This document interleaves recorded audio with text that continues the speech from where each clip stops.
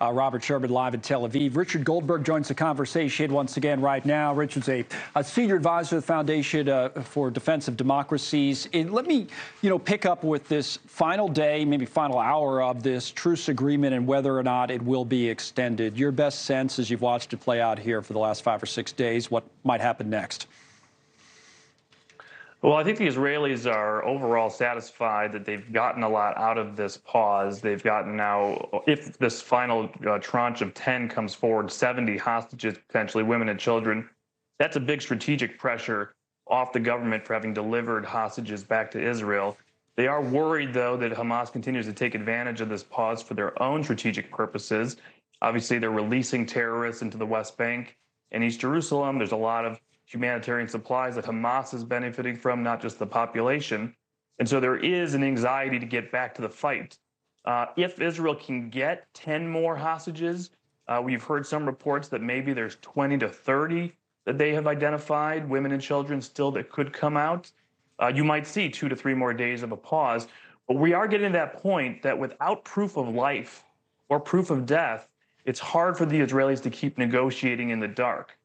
What should the American point of view on this be, though? There just have been American hostages that have been absent, as you know, from these lists we're getting the last few days. Maybe one is added today. I know there were rumors earlier. I don't know how that will play out. But the fact that American hostages, except for one, and of course the 2 women who were released before the truce was ever negotiated, have not been on the list, does that make it, more in the interest of the United States to push for an extended truce here? It seems to be what's happening for the government. What do you think of it, of that strategy?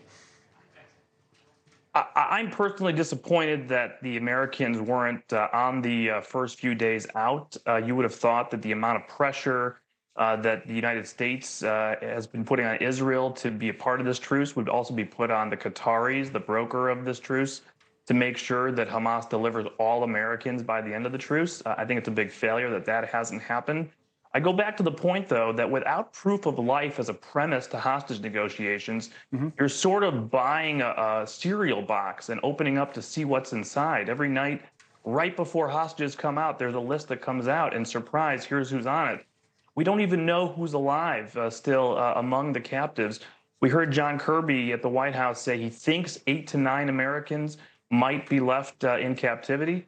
We don't even know the number. And so that's a big problem for the White House not to have used their leverage over the Qataris to get every American out, or at least accounted for. I brought up the tweet that President Biden sent out last night in our last hour of coverage. I'll ask you about it as well, because it's getting a certain amount of attention. Its basic premise from the president is that if you continue down this path, in other words, if the Israelis continue down the path that they're on, it gives Hamas what they want if you continue to attack them. At the top of the screen here, we have your criticism of this, saying it's fundamentally wrong. See at the bottom of the screen, the president says Hamas has unleashed a terror attack because they fear nothing more than Israelis and Palestinians living side by side in peace. Tell us, Rich, why you think this is fundamentally wrong.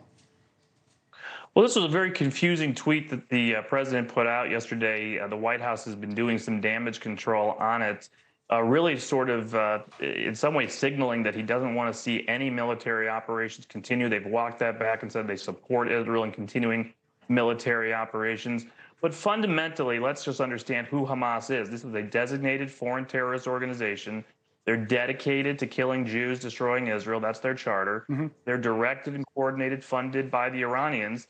This is what they're about. They don't need any other reasons. And so if the Israelis do restart operations, it's one more reason to understand why we need to support Israel in that effort to destroy Hamas. And if they restart operations, should they be restarting them in the exact same fashion that they were carrying them out before the truce to the northern part of Gaza?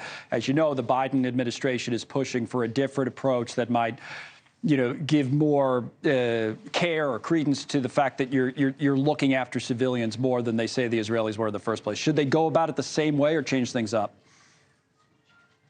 I think they're going to have to go about it in the South a different way anyways, based on the terrain, based on where these leaders are hiding out amongst the civilian population. I think you'll see more targeted strikes than what you've seen inside northern Gaza. There's obviously a lot more tunnel infrastructure in northern Gaza that the IDF still needs to destroy.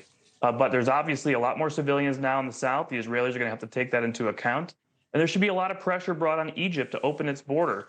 We could very easily alleviate a lot of humanitarian suffering if Egypt would allow people to flow into refugee camps on the Egyptian side in vacant desert land in the Sinai Desert. The fact that the Egyptians won't do that is a big problem here. Thanks so much for watching. Just go to joinnn.com to find News Nation on your television provider. And don't forget to click the red subscribe button below to get more of News Nation's fact-driven, unbiased coverage.